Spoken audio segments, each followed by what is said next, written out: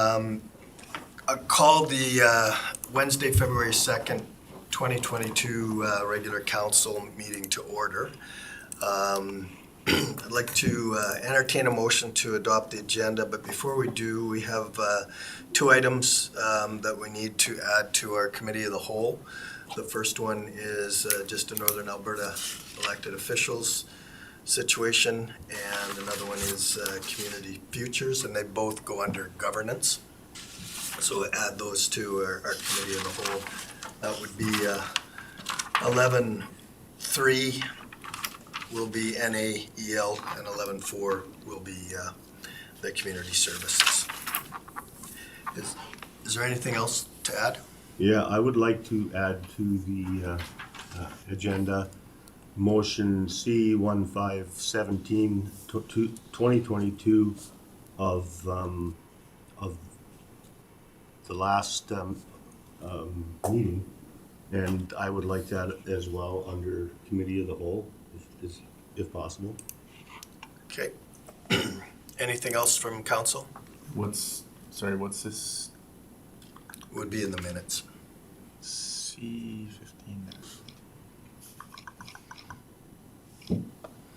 Anything else from Sorry, minutes? which one was it, just so that I'm aware? C1? C1517 2022.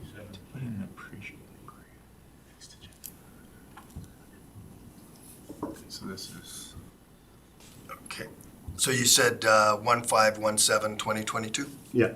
Okay, thank you. So we'll add that to the committee of the whole. Anything else from council? Administration? No, Your Worship. Okay. Seeing none, I'd ask for a motion to adopt the agenda as amended. I'll move the agenda be adopted as amended. Thank you. Any questions to the motion? Discussion? Call the question. All in favor? And that's carried. Thank you. Move on to item 3.1, the regular council meeting. Shannon is in the meeting and she's raised her hand. Okay. Sorry. Go ahead, Shannon. My apologies, Deputy Mayor Dean and Council. I missed, my system was muted. I have no idea when the meeting was called to order, nor did I catch what's been added to the agenda. Sure, I can let you know, Shannon. So the meeting was called to order right at 9:30. And there were 3 items added to the committee of whole. Can you hear me? Yes, I can. You guys are on now. It just wasn't on when you started. Okay, so once again, it was called to order at 9:30, and 3 items were added under governance in committee of the whole. So 11.3 is NAEL, Northern Alberta elected officials. 11.4 was community futures. And 11.5 was discussion on motion C-15-17-2022 from the minutes of our previous meeting.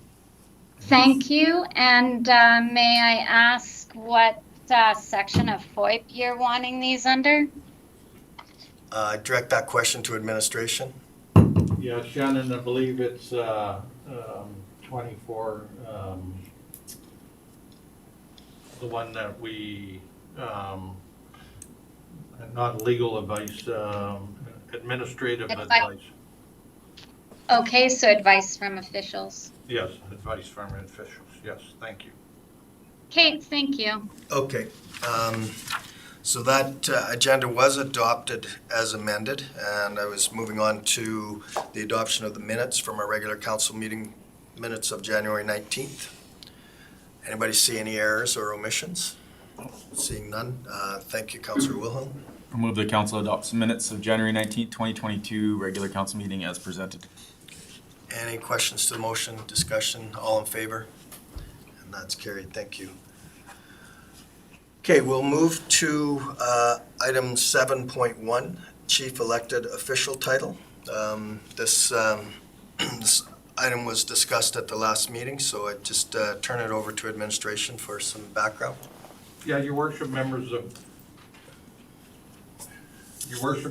council, the information that is provided to you gives you the background of when the position was changed from Reeve to mayor.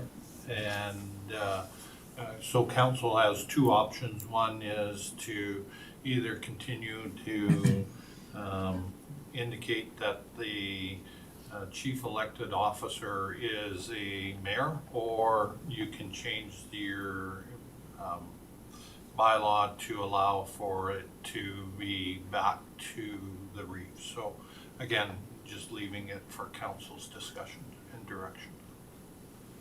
Any questions from council?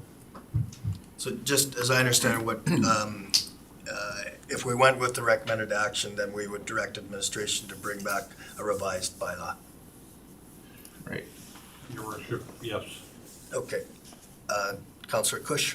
So I'm saying it kind of gets us in line with a lot of the other rural municipalities and kind of that distinguishing in between us and the, urbans. So I would like to make a motion that council direct administration prepare an amendment to bylaw 580-21 procedures bylaw and bring it back to council for consideration. Any discussion of the motion? Just Councillor Wilhelm? I have a quick discussion. So I was just reading through the background yesterday, and I understand the reasoning behind why we would potentially want to do this. It does make sense. We want to make sure that we're differentiating ourselves from urban municipalities with rural municipalities. I guess my question is, we see the rural municipalities of Parkland County, Strathcona, Sturgeon, and Red Deer, some of the biggest players in Alberta for rural municipalities, with their chief elected officials being called mayors. And then we want to change ourselves back to Reeve. Now, I'm not saying I'm for or against it, but do we not count ourselves at the same level as those big players in the rural municipality game? We're trying to differentiate ourselves again from them as well. I believe that's why they changed their title to mayor, was because they wanted to be seen at the same level as urban municipalities. So I'm not saying, I'm not sure where I'm at with this. I understand why this was driven forward, and I kind of agree with it as well, but I don't know if we want to rush into this. I also want to know the logistics behind a name change like this for the county. Like, is there a financial cost? What are the logistics of changing a title from mayor to Reeve? Is it just a bylaw change? Is there anything else that needs to change with having that title change? Mr. Deputy Mayor, through to Councillor Wilhelm, probably there would be some minor changes.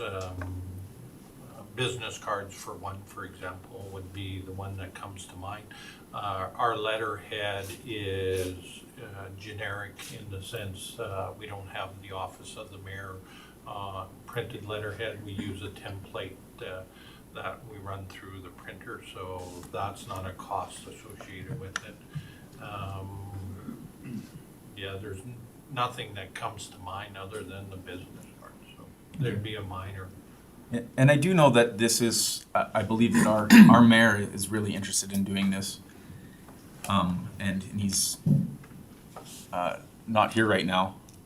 I would like him to be part of that conversation as well, right? We're trying to pass a motion to change a bylaw, and he's one of the people that really wants this to happen, so he should be here, part of that conversation. I was wondering if we want to make this more of a discussion item then, as opposed to pushing it to immediately changing a bylaw. I think it takes more conversation, because we are changing that title and again differentiating ourselves away from Parkland, Strathcona, Sturgeon, and Red Deer, the big players in the rural municipality game. And is that the smartest idea? I think it's just open. It should be open for discussion. Councillor Culkin? Yeah, through the chair to Councillor Wilhelm, I do respect that thought process. The question I think that we should be answering to ourselves is that there's 69, I believe 60-some municipalities, of which 4 have made that choice, and they're the bigger municipalities. But I think it's really important that, given the circumstances of what we're facing all the time, is that we are absolutely, in the eyes of government and in the eyes of the urban municipalities, that we are rural. And that our rural roots go far deeper than what people know about. And the reason that I would support this is because the different conversations that I've had with both at the ASB level and at the RMA level is that seems to become a critical issue when we try to discuss what rural issues are and what urban issues are. And so the title of Reeve would, at any table, would reinforce that those rural issues are being brought to the table. So that would be my view on that. Councillor Prestich. Chair, all we're asking is administration to do or prepare an addendum. So we're not voting on it today. All we're doing is giving direction for administration to bring it to us for the next meeting. Okay. And I just have a Councillor clarification. Wilhelm. Just for clarification, so you said it's only 4, but is it only 4 municipalities that have changed the mayor, or were those just the examples that have been changed to mayor? Ones I know of. I don't know how we find that out, but anyways, it does raise a question for me. I mean, I'm kind of Yeah, on the fence about it. Your worship, through to Councillor Wilhelm, again, there are probably more than 4. Those were the 4 that we pulled off for an example, right? We can, again, if the motion is passed, and when we bring it back, in our background, we can indicate out of the 64 municipalities, how many are Reeves and how many are mayors. Yeah. Okay, so I guess the question for the motion, and I think Mr. Prestich clarified this already, but we're just asking council or administration to bring us an amendment, which then we would have additional discussion on. Okay, makes sense to me. Any other discussion to the motion? So we have a motion on the table. I'd call the question. All those in favor? And that's carried. Thank you. Move on to new business, item 8.1, the CN pit aggregate crushing. Direct this to administration. Mr. Deputy Mayor and members of council, the 2022 capital budget included $750,000 for aggregate crushing in the county's CN pit. The tender was let out. We had 6 bidders, Associated Aggregate being the lowest bidder at $926,750. Roughly $177,000 over budget. We did have some discussions with the low bidder, see if they were receptive to reducing the quantities to meet budget, which they were. However, given that aggregate is our main feature on our roads and probably the most important thing we put down, administration is recommending that the project be awarded to Associated Aggregate for $926,750, and that the capital budget be amended when the final budget amendments are done later this year. So the recommendation that the 2022 CN pit aggregate crushing tender be awarded to Associated Aggregate for the tendered price of $926,750 plus tax. Any question from council? Councillor Koken? Yeah, I've got a bit of a problem with this because there's a 17% increase in the cost, and we basically approved the budget what would it be, a month and a half or 2 months ago.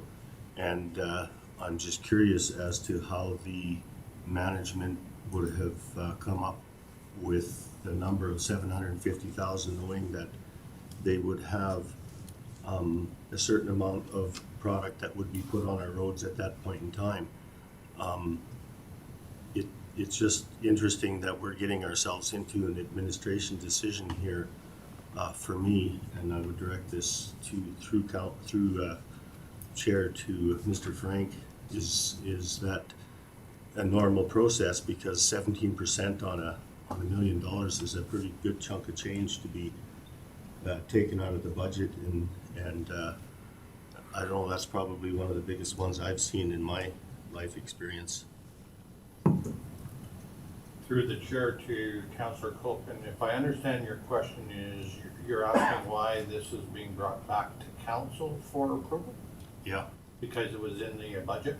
So under our procurement policy, any tender that's over an X amount of dollars, and I believe it's 100,000, if I remember correctly, because that's my total assigning authority, has to come before council for approval.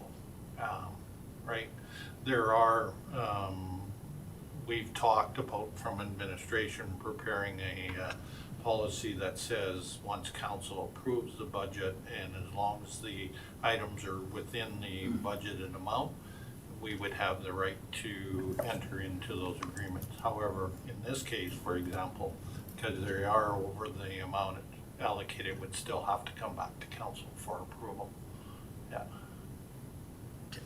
Councillor Prestige. How did you come to the number of 750,000? Through the chair to Council Prestige, and this may answer Council Koken's question. So the $750,000 was based on our last crushing, which was done at the cemetery pit at Fort, and the quantity is roughly the same.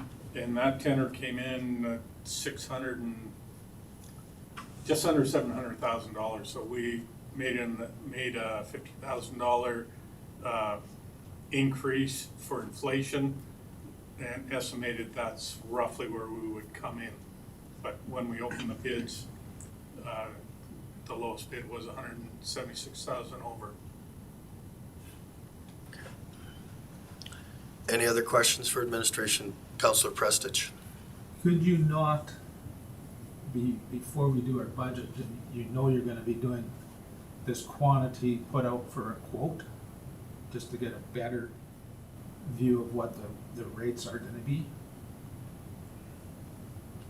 Through the chair to Councillor Prestige, we can do that moving forward.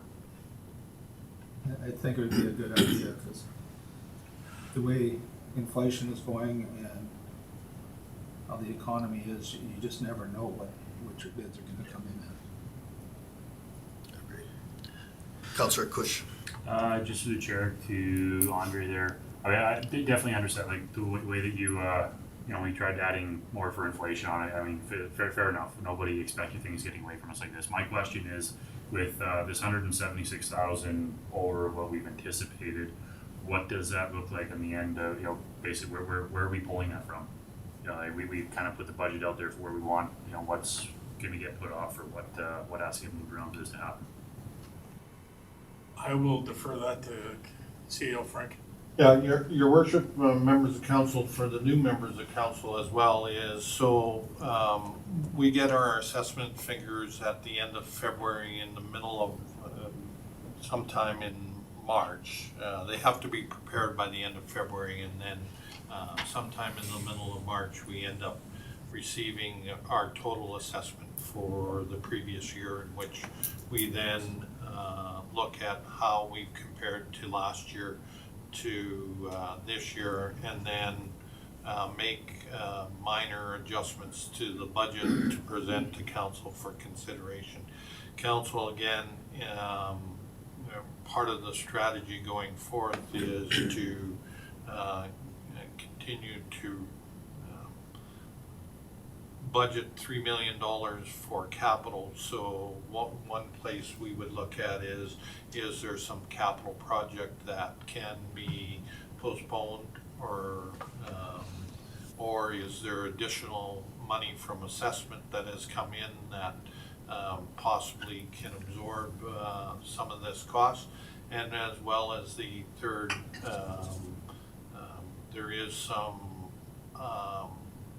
uncollectible tax allowance that we may be able to look at adjusting depending on the collection rate on the final numbers that are coming in at year end type of thing. So there's a couple strategies, and we won't know that until, like I said, when we present in April, early April for you to see where the adjustments would be. So. Councillor Kush. Just one more question here, through the chair to Andre again. Say when we get our tax numbers and stuff come back, and this is more for, I guess, the public or people watching and for our information too. Say we can't do the 900, you said they've been receptive to possibly reducing quantities, keeping that $750,000 budget. What does our road maintenance look like with that just about $200,000 reduced in aggregate? Through the chair to Councillor Kush, it would not have a big impact on our maintenance. The only difference would be that this contract is for their supplies us for 3 years worth of aggregate. And normally after those 3 years, we have some quantity left as backup. So what that would do is eliminate that. So when our 3 years are up, we would have no gravel left in our field. Thank you. Councillor Cook. Yeah, I guess just for the purposes of understanding this is that I do still feel that, this has gotten us into a place where council is being asked to a certain degree, make an administrative decision based on the fact that, it involves either increasing or releasing this on an increased budget or reducing the amount of gravel crushed. So for the purposes of not having these types of big variances, it may serve a purpose for us to understand the process that you go through to get these tenders, because my experience is that you quote get quotes from certain companies, and in 3 months they usually don't change 17%. So this is just a concern that I have, because it puts us in a position where we're making a decision on something that possibly would not have been here. So I'll just weigh in here, you guys. So what I'm hearing council trying to make a decision about is whether we're going to go with recommended action and then hopefully find money in the budget to account for that $176,000, or we're going to go back to the budgeted amount and hope we have enough at the end of 3 years. So to me, I think those are the two questions. Councillor Kush. I think, unfortunately, just the way inflation went and the way it is, our roads and our infrastructure are the primary thing that we gotta maintain, we gotta take care of for our residents. Hopefully, we can keep going with this. I would like, when we do our final numbers and stuff for our, finalized budget here, we can keep with this. I would like to, if we can, if we can make this work, this obviously, it's our roads, we have to. So if something happens in April and we can't, I'm hoping that administration will bring this back to us and let us know if we got to make some adjustments. But I would like to make the motion that the 2022 CN pit aggregate crushing tender be awarded to Associated Aggregate for the tendered price of $926,750 plus taxes. Thanks, Councillor Kush. Motion on the table. Any discussion on the motion? Councillor Williams. I guess I just have one question, just for clarification, my own head through the chair, maybe to Andre. Does this tie us to that amount? Like, I know they're open to less amount or crushing less. Because we approve this right now, they were awarded this is what they quoted on. Can they say, yeah, we changed our mind and now we want to crush the whole amount, and then we're really in kind of a bad spot if we can't find that money, right? Just a question. Mr. Bashan. Through the chair to Councillor Williams, if council passes a motion to award the contract for 9/26, we would be contacting the contractor and telling them what the motion is and to proceed with that amount of crushing. That's it's kind of a concern to me. Because Just unfortunately, it's our roads, and I don't want to get in a position where we run out of gravel though either. Okay, let's just come to order. So, Councilor Williams, you still have the floor. I agree 100%. Like roads, I'm not arguing that at all, but are we putting the cart in front of the horse, awarding this before we know where the money's coming from? That's my only concern is that I maybe just don't know the process as well as some others. So just for my own clarification, just. Okay, so we have Councilor Wilhelm, Councilor Prestige, and I know administration had something they wanted to bring up as well. Yeah, my comment would just add on to Devin's. It's really hard for me to want to vote to add this extra cost to the budget when we don't know where that money's going to come from at the moment. Again, like you said, where are these cuts going to come from to make up 76 question. the difference, whatever, $176,000. $176,000, right? That is a huge cost increase, and what are we cutting to make that happen? And I do also agree with Councillor Cush, like our roads are the most important. So it sounds like probably like I'm flip-flopping here a little bit, but I wonder if it's possible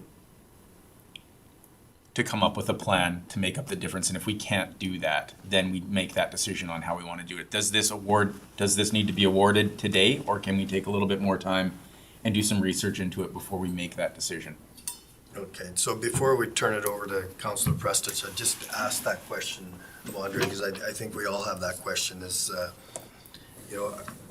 if we decide not to make a motion to award this and we want this brought back to the next meeting, are we at risk of having those tenders change, those prices increase? No. For 2 weeks, the prices are firm for 45 days. So. Okay. Okay, and sorry, Councilor Prestige. If you go back to our capital budget, we had 450 in for a new snowplow truck that we know we're not getting this year because of the bill dates.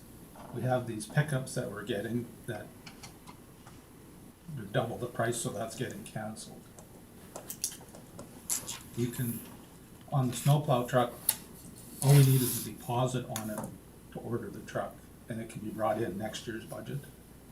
So we have money that we can take from the snowplow truck to pay for the gravel for this year.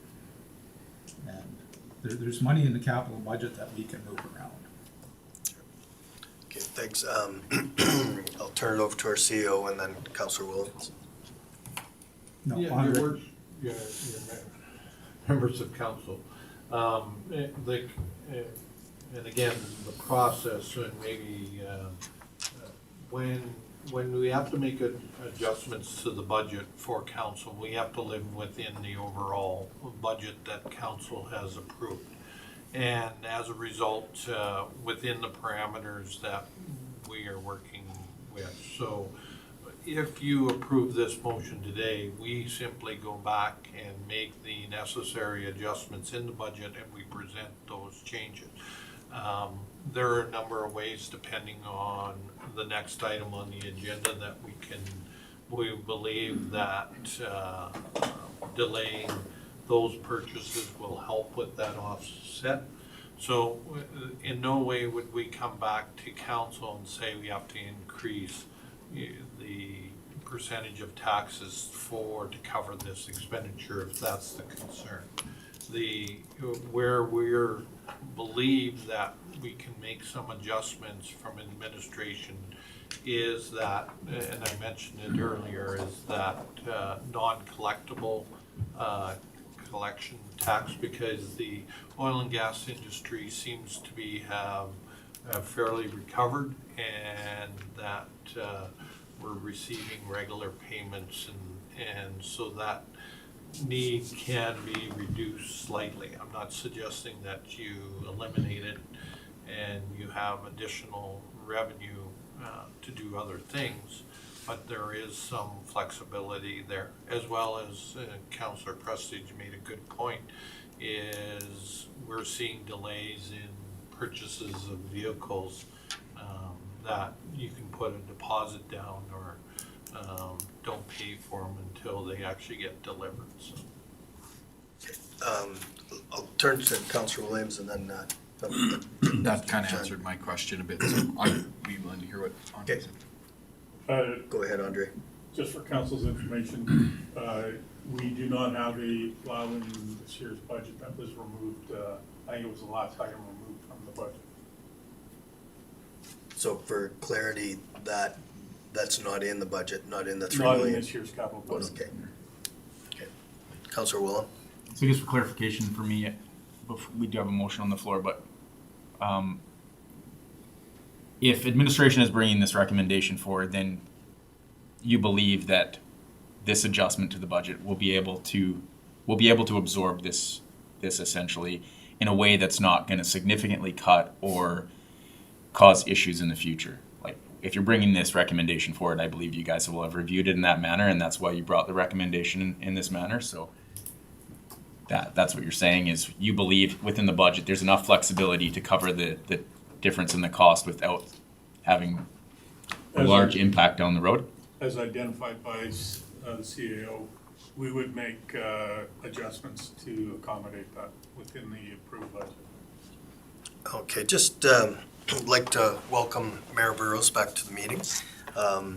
So Mayor Burrows, I'm sure you know we're on item 8.1. If you wanted to take over now, that's fine, or if you want me to finish off this item. Why don't you complete till the motion's done? Sure. And, but just so that I know what was the motion that's on the floor. Okay, so the motion was made by Councillor Cush to go with the recommended action of 8.1. So we have a question from Councillor Coken. Yeah, through to Mr. Frank, I do agree with Mr. Cush on the fact that that is one of the most important budget items that we have to deal with, because the roads are of utmost importance, both for the reasons of keeping them up and keeping them serviced to what we have decided our service level will be. I guess the only comment that I would make on this is that I would prefer that we have a definitive way of making the decision in the future, because this one is a little bit tough for us. So I would agree with the motion at the end of the day. Just one thing I wanted to add is considering the contract is firm for 45 days, we do have the option to push this over to the next meeting and ask administration to come back with us, or to us with a plan to show us where that $176,000 could be found. So that's an option to consider.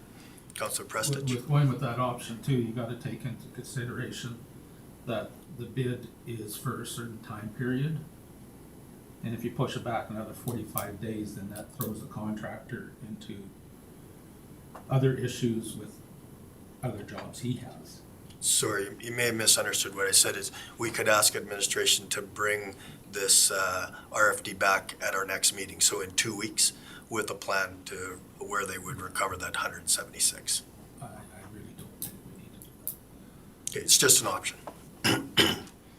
Okay, so there's a motion on the floor.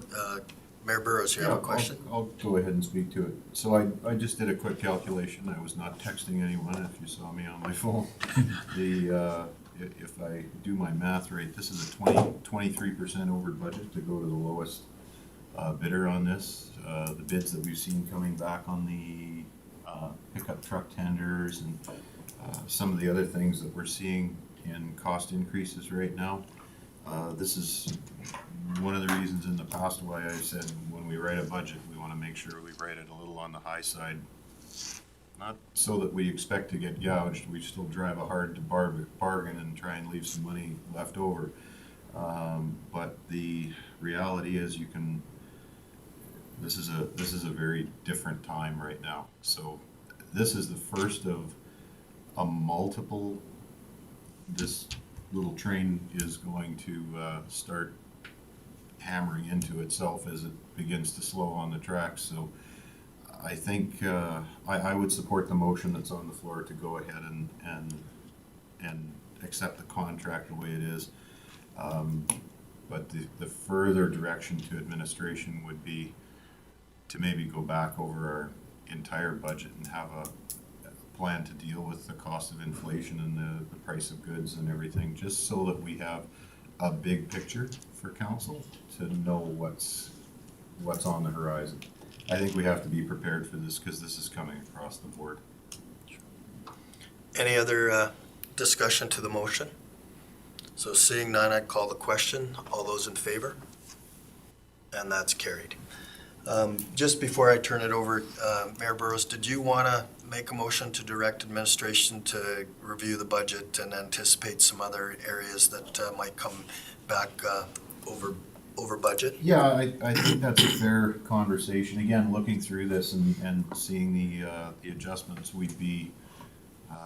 I think we'd be well off to have that look and have that information as council. So I would make the motion that we direct administration to have a look at the inflationary costs and how that's going to affect our budget and possible remedies for it, that they could prepare a report to that effect. Is that enough guidance for administration on that? No, it's not.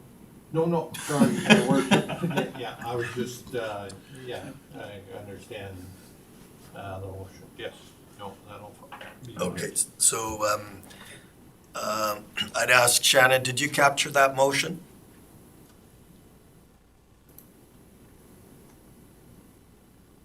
Deputy Mayor Dean and Council, yes, my understanding is Mayor Burrows is directing administration to look at the inflationary costs with regards to the budget and prepare a report back to Council. Okay, thanks. I think that's clear for everybody. So there's a motion on the table. Discussion to the motion. Councilor Prestige. To do our budgeting for tenders and stuff, I think it would be important that we do, before we issue a tender, and how could I word this? If we're gonna be issuing a tender for, let's say, gravel, and we have that in our budget, we should have at least 2 or 3 quotes to make sure our budget is in line with what the project's gonna cost, instead of going by last year's quotes. And like, especially on the gravel, you're quoting 2 different pits, and the crushing is different. The costs are different in each pit, depending on the rock hardness and that sort of thing. So I would like to make a motion that. You have a motion. Yeah, we have a motion on the table. So anything else you wanted to add to the motion? Any other discussion to the motion? Okay, seeing none, I call the question. All in favor? And that's carried. Councilor Prestige, you wanted to make a motion? Make a motion that we, for any tender for budgeting process, requires quotes, 2 or 3 quotes. For budgeting purposes? Yes. Okay, does everybody understand that motion? CEO? Your Deputy Mayor through to Councilor Prestige, and again, I'm not trying to take away from your motion. You have a procurement policy that guides administration on how. So, if anything, I would suggest that your motion that at the next governance and priority meeting, a review of the procurement policy for further discussion be considered. Okay, I withdraw my motion. Okay, you withdraw. Would you like to follow that advice and make that motion? Yes. Okay. So could we, Shannon, did you capture that? My apologies, Deputy Mayor Dean and Council. I didn't quite catch what Administrator Frank said. Okay, so I believe what CEO Frank suggested was that we add an item to our governance and priorities meeting, our next governance and priorities meeting, to review the procurement policy and see how it deals with budgeting. Does that sound fair, Councilor Prestige? Yes. Okay. Everybody understand the motion? Any discussion to the motion? Just with Councilor regards- Wilhelm? It won't be our next one, it'll be the one after that, right? Because we Right. have everything on tap for this, so that would be the meeting. Next available. Yeah, Next next available, yeah. Okay, motion on the floor, call the question, all those in favor? And that's carried. Thank you. We'll move on to item 8.2, and I'll turn the chair over to Mayor Burrows. Okay, thanks very much, council, for your indulgence. I was not late. I was in another meeting. We actually had a meeting with the minister, so that was an enlightening meeting. With that, we'll move on to item 8.2, which is our 2022 pickup truck tender. And Andre? Your worship, members of council, a tender was let out for the purchase of 5 3/4 ton pickups. It was advertised locally and on the APC site. We received 3 bids. Lowest bid was $68,000 per truck. In 2019, when we bought our last trucks, pretty much the same configuration, we paid $38,000. When we did further research, it was identified that given the supply and demand of trucks right now, that government discounts are not available, which is quite a large number per unit. We did look into leasing vehicles for a year. Leasing of a truck came in at roughly $35,000, and that's for a 2-year-old truck. When we looked into it a little bit more, the dealers are forecasting that next year supply of vehicles will be more favorable.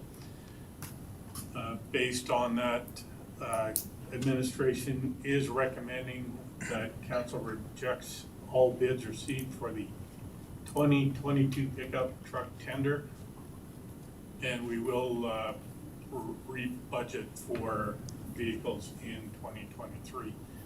We'll get through the next year with our current fleet.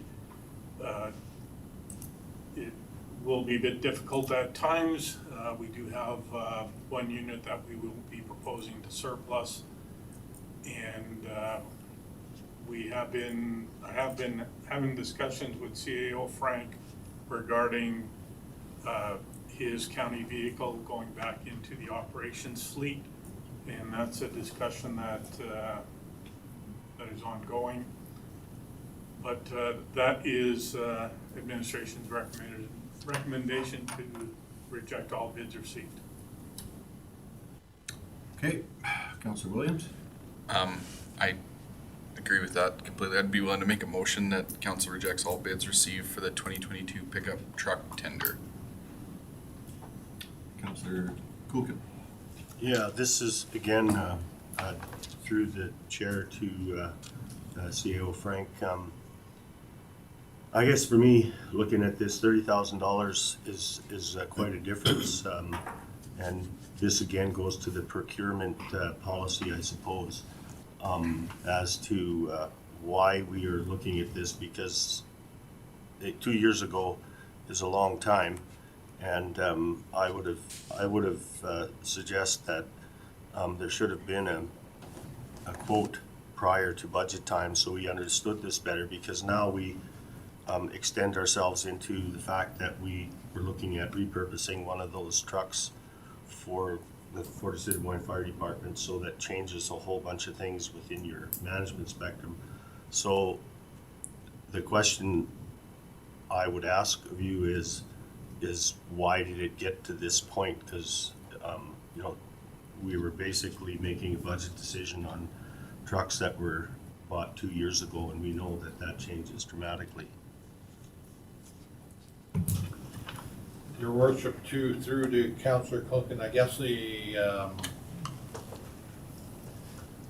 can only predict the future to a certain degree, and I don't think anybody predicted the supply chain issue, even when we were preparing the budget in September of last year. Again, that's the process we were going. There were indications that vehicles, the chip shortage is what was one of the major factors why vehicles were behind, where was being resolved and wouldn't be an issue, and then things just continued to be delayed to a certain degree, right?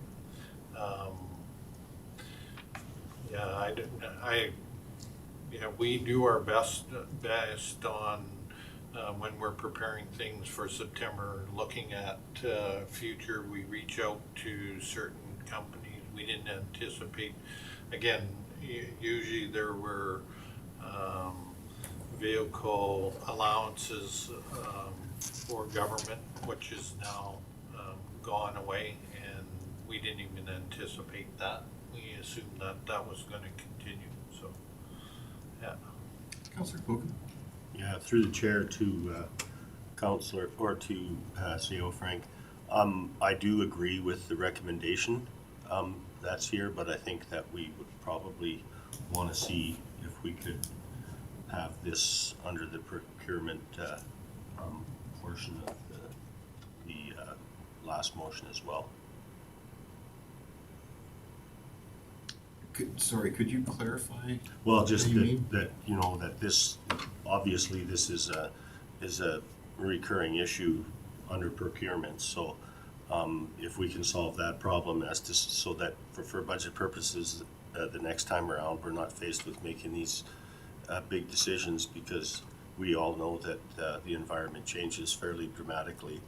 And I think for the purposes of both helping administration deal with this, and us as council not getting into this, what I see administrative decision making, that we have a little closer idea of you know, than 2 years, which is what it says here, being the procurement policy be as current as possible. Okay. So is that a motion? No, then, or I just did you support, I support okay. I support the recommendation. Okay. And we have a motion on the floor from Councillor Williams, so, and I'll speak to the motion as well. This is something that I've been looking at for a little while now. I mean, we see the price of natural gas is going up, price of oil is going up, price of gasoline is going up, energy across the board is going up. We have supply chain issues, we have worker shortages, we have and a partridge in a pear tree. So these are pretty unprecedented times on the economic side, and this is one of the things that I really worried about going into this particular year. So, and that's why I wanted to make the recommendation that we actually have a look at our budget and how these factors are going to affect the entire budget, so that we're ahead of it. This is definitely our warning sign. So if there are no other comments on anyone speaking to the motion, I'll call the question. Any other? Okay. So Councillor Williams has a motion on the floor to go with recommended action, reject all the bids. All in favor? Any opposed? So that's carried. That brings us to item 8.3, policy review. Mr. Frank? Yeah, your worship, members of council, again, as we continue reviewing our policies that are current, we're recommending 2 policies be repealed. Policy number 6208, welcome to Woodlands, and the flex time policy be rescinded, so as they're no longer required. Councilor Dean? So I think for myself and the other new councillors, this policy review is likely initiated before the election, so I'm not sure what the background discussion was on council. The question I have with respect to both of the policies is, by repealing the policies, what type of money is the county saving? Your worship, through to Councillor Dean, the welcome baskets were, I believe it was around $3,000 budgeted, and that was eliminated over 2 years ago. That council had said got rid of that program, and so this is the policy that is associated with that. The flex time policy is typically no money in regards to actual dollar wise. It's coordination of the organization itself, and with the pandemic and working from home and other factors that are involved, it's just that flex time doesn't work with a small group, small staff, so that's why we're removing it. And there are presently Alicia's team through the Human Resources preparing a number of policies that for the human resource side of the committee to review for consideration that combines a combination of this. It wouldn't be the exact same policy, but there are some flexibility in some of those policies that may address some of this. Councilor Dean? Okay, thank you, Mr. Chair. So back through to administration. So just to clarify, the $3,000 that had previously been budgeted, was that $3,000 was eliminated in 2019? I think it was 19 or even 18. It could have been. Okay. It's been a while. When did we? It must have been 19. Third quarter of 19 was the. Yeah. Yeah. Okay, so certainly that $3,000 is not in our current budget, so we're, okay, thank you. Councilor Williams? I just have a question about the flex time policy. Do we have a lot of employees using that? Like maybe they needed to pick up a kid from school or something. Are we going to be affecting many employees, or is it not being used at all? Yeah, your worship, through to Councillor Williams, is that policy. I'm trying to think when administration, it's got to be 2 years when the pandemic hit and people started working from home. That gave them the flexibility to do that, so we removed that. So there were, I'm trying to remember, there was probably 4 or 5 staff that were on that policy. Go ahead, Councilor Williams. Just If this pandemic ever ends, but if it does, are we doing something that maybe that we're the short term thinking about that hasn't been working, but maybe it goes back to everybody's in the office and somebody does need that? I don't know. I just, if it's going to affect someone and how they typically ran their lives, that's my only concern. I just don't know. Yeah, your worship, through to Councillor Wellman, and that's part of the policies that are being prepared for the HR committee to be considered, that there would be some flexibility in regards to some of the Yeah. life, work-life balance. Councillor Dean? Thank you, Mr. Chair.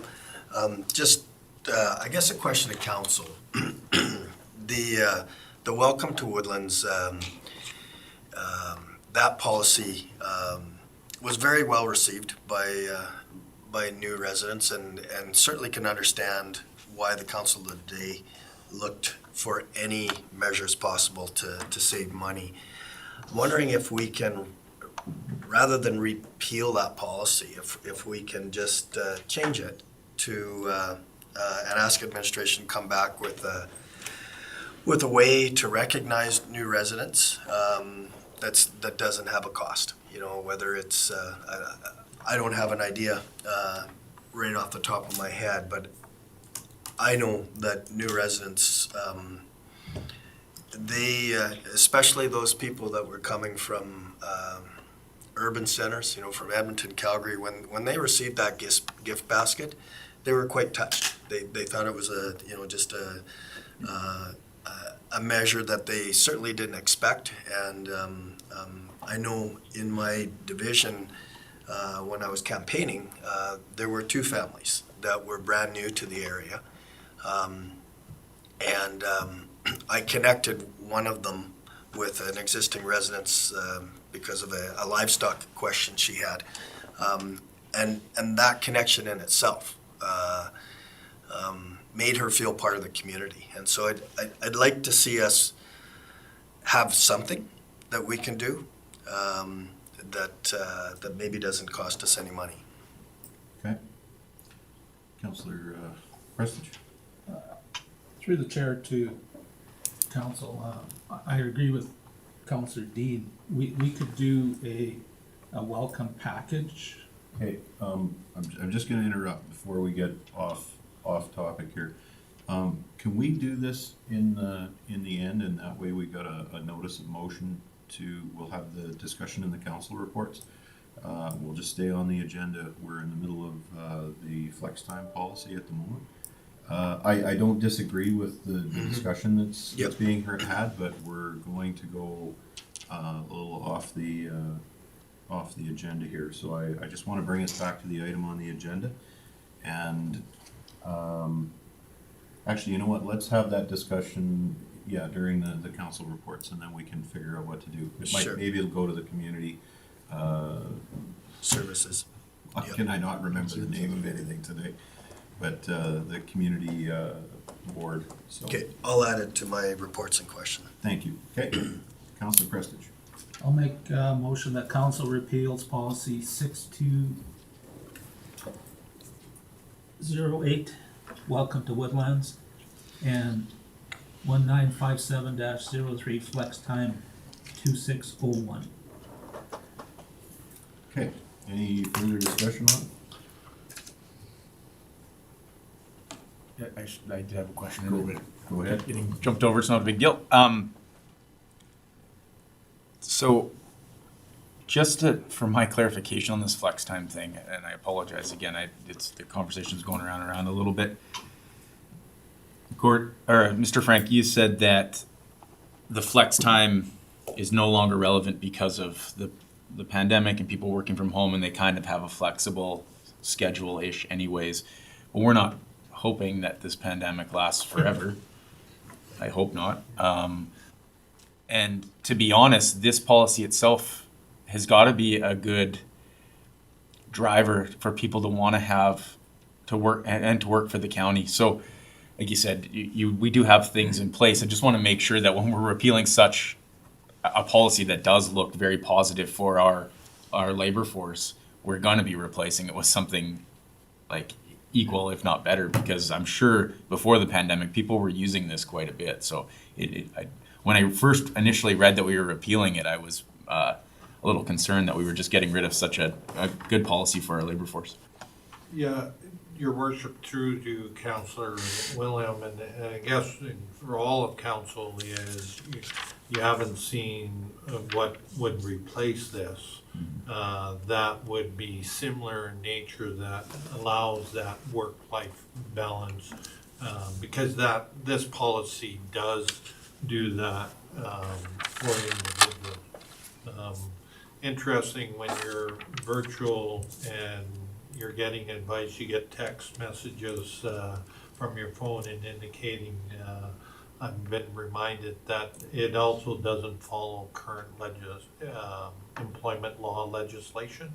So that was one of the other reasons that we are proposing new a policy that will take into consideration the work-life balance. Now, again, it has to be approved by council, right? So, so all that components will be given consideration through the HR committee and then presented to council for consideration. And I, for the council, I was actually going to suggest that we keep this until the new policy be put in place, but in light of it going against labor standards, I'll support the recommended action and the motion that's on the floor, so. Any other discussion on the motion? Okay, I'll call the question. All in favor? Any opposed? Okay, carried. That brings us to March 16th, 2022, rescheduling the meeting, council meeting due to Rural Municipal Association conference.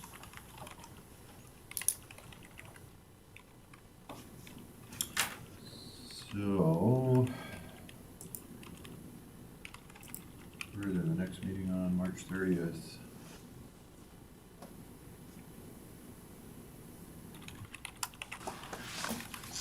So, sorry, go ahead, Councillor Dean. I just want to speak to the recommended action, just the date.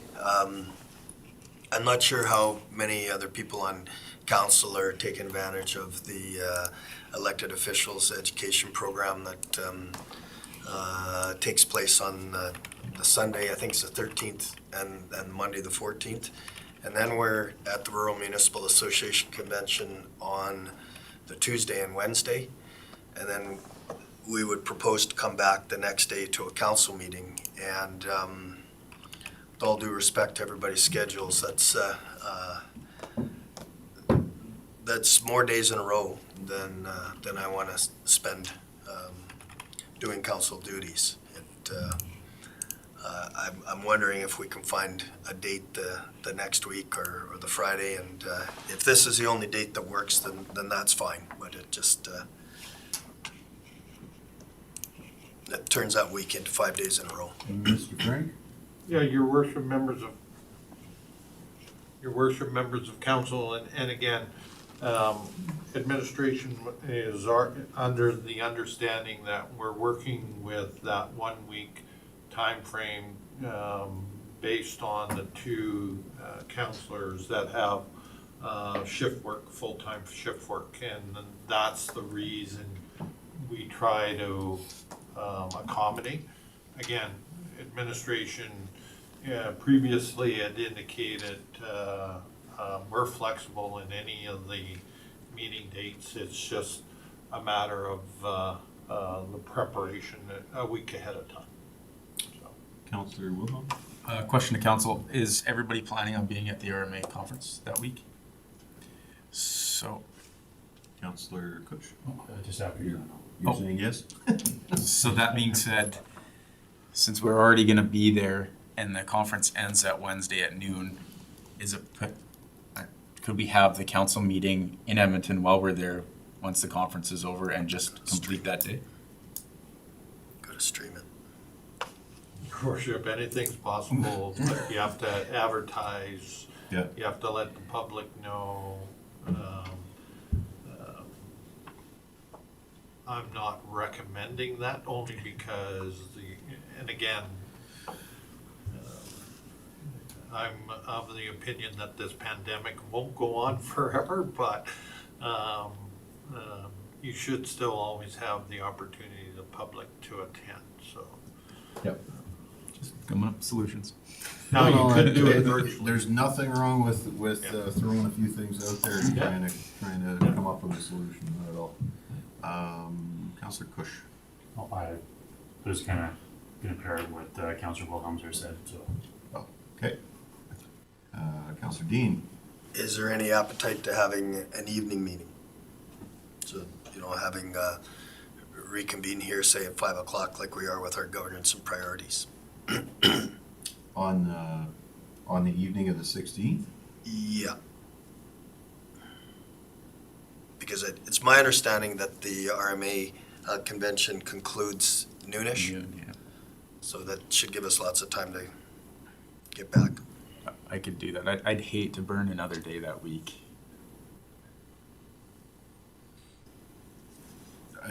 I'm just trying to think, that's, because I have duties through the RMA as well, so I don't know how much of a wrap-up there is after that. I couldn't say.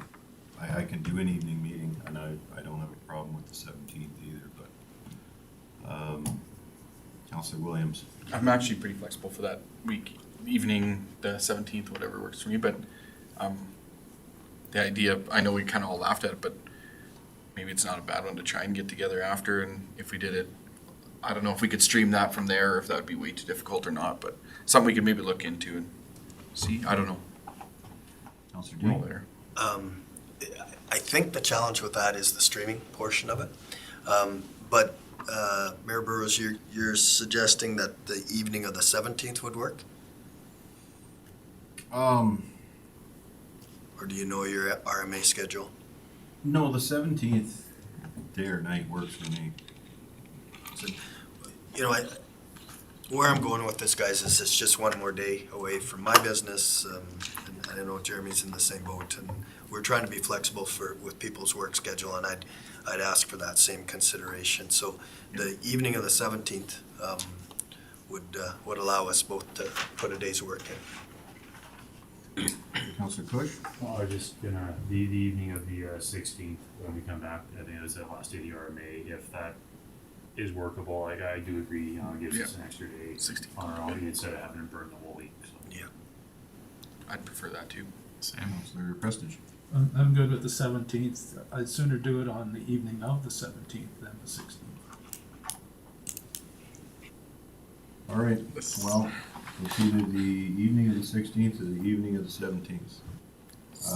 Who's for we'll just do a quick straw here to move this along. Who's for the evening of the 16th? 2, 3, 4. Evening of the 17th. Okay, But I think you guys know where it's going, so you want to make a motion for the evening of the 16th. And everyone can attend the evening of the 16th? If I may. It Counselor- just kind of puts a rush to get back here to do the evening meeting on the 16th. Where the 17th, we're not in a rush to get back here. Counselor Dean? yeah, I think that's a fair point. That I think the bigger consideration for me is what your schedule is, and if you have follow-up that doesn't allow you to make a meeting, then I think that's something council should consider.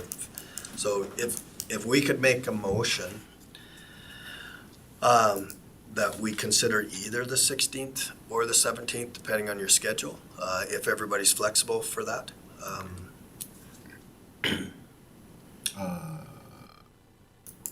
Is that gonna work? I just, Not ideal. I'm gonna take my hearing aids up, so I might have to yell a little more. It's not ideal for a motion because we have to advertise, and until we know exactly what it is. Right, nothing stops us from bringing them back to the next council meeting and council or mayor inquiring, and then if you have any additional responsibilities. okay, You still have time, right? That's what I'm saying, so. that's perfect. So, Counselor Cush? Can I make a motion to table this discussion until our next meeting, so we can, make a decision on that then, after we get the, I guess, scheduled mayor. Yeah, I don't have I just wanna make sure I get the motion correct. Table is till the end of the meeting? Postpone has a date, correct? I believe so. Okay, so the You can motion would ask be your postponed virtual- till the next meeting. What happened to our accounts? Shannon, are you with us? Good morning, Mayor Burrows and Council. Yes, I believe you are correct, Mayor Burrows, that it's postponed. Okay. Sorry, just so that we get our, I'll, let me reword that then. I'll make a motion to postpone this discussion until our meeting on the 16th, after we've had a chance to see the mayor's RMA schedule. perfect. Any discussion on that motion? All in favor? Carried. All right. Correspondence and information, we don't have any. Council reports and questions. Let's start with Mr. Dean. Okay. I guess by following Peter's lead, and I'm writing things down, but I need to refer to an email here. So my activities, like most people, I think were relatively brief, but I did have the opportunity to attend my first agricultural service board provincial convention, and lots of good information for me. I think the highlights, certainly the resolution sessions, gave me a good flavor for what some of the provincial topics of discussion are. There was good discussion within the room, and it was nice to sit around the table, at our own table, and discuss those and decide which way we wanted to vote.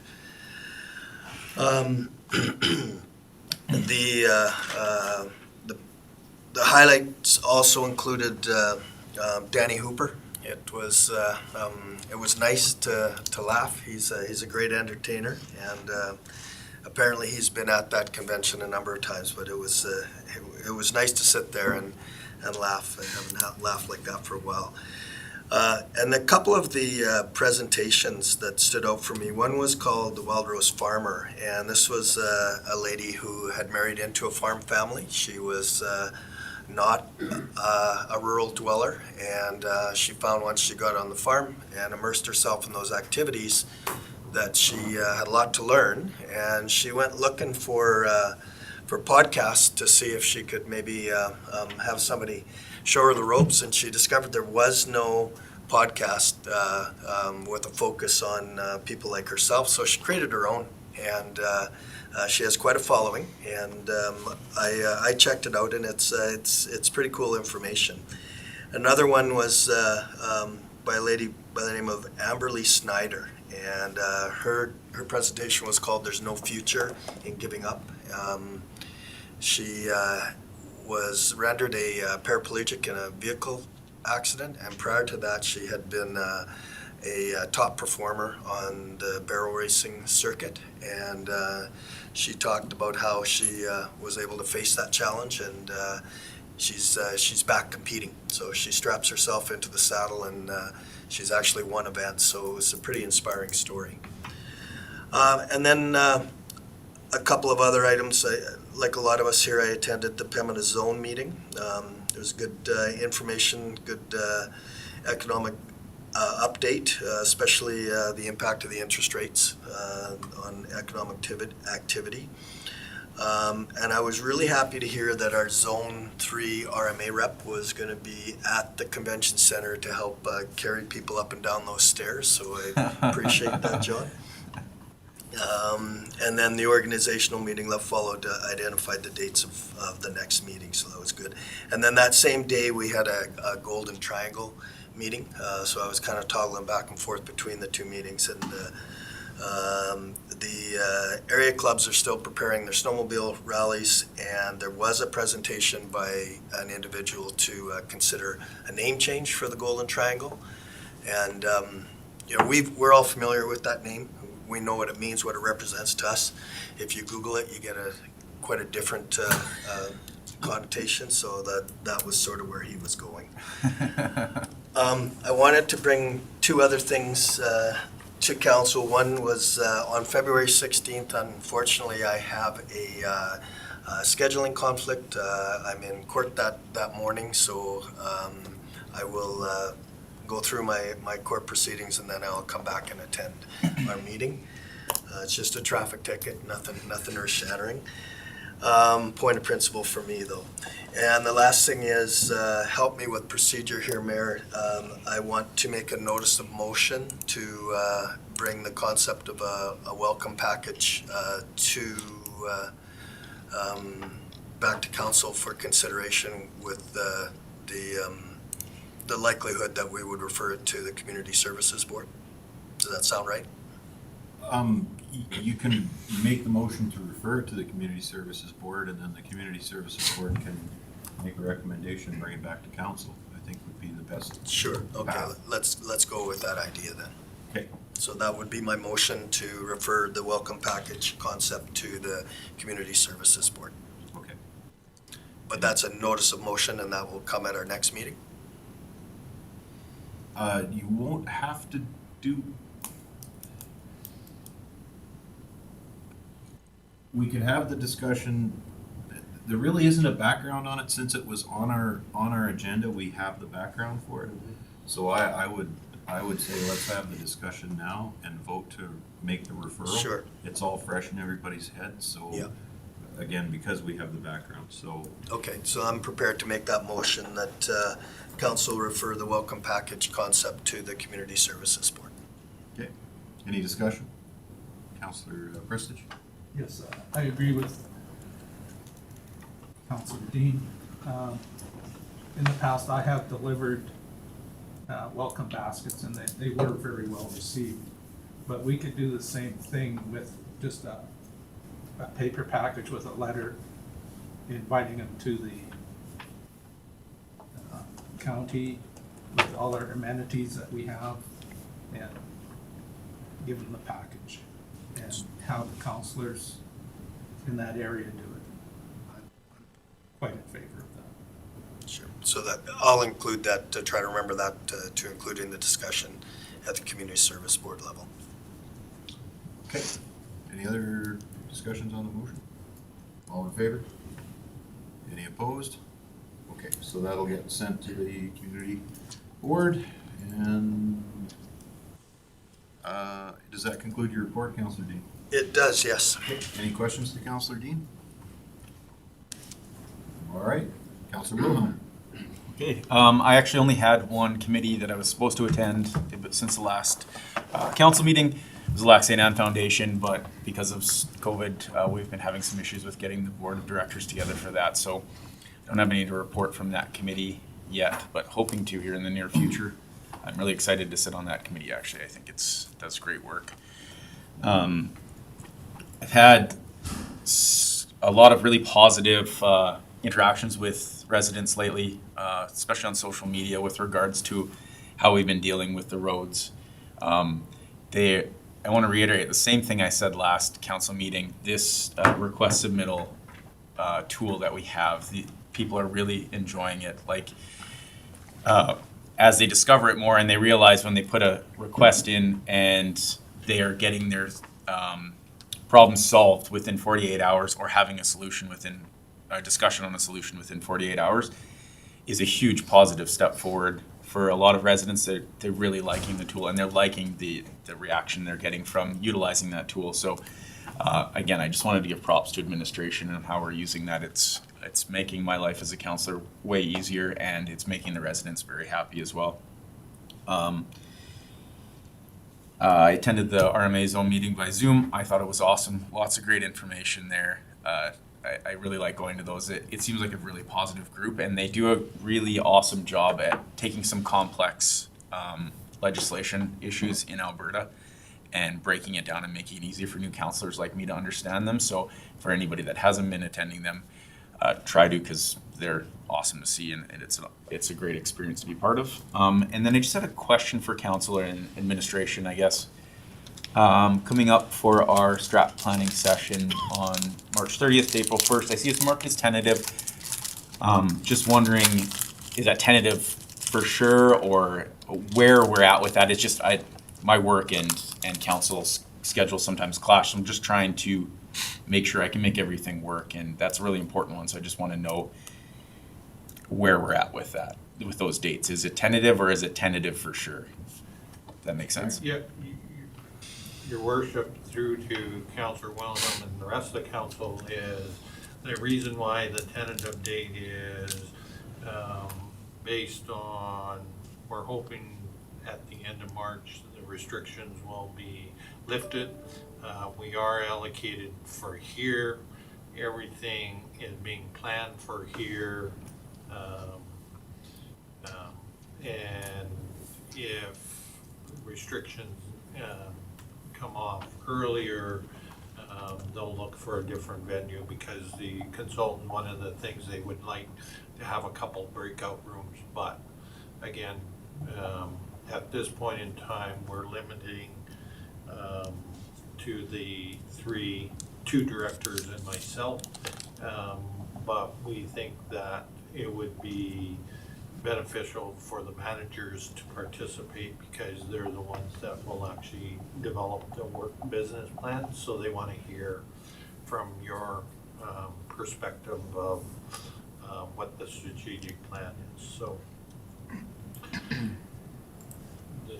the long answer is yes, it's still tentative, subject to the restriction, but we are confident. I listened to the Premier's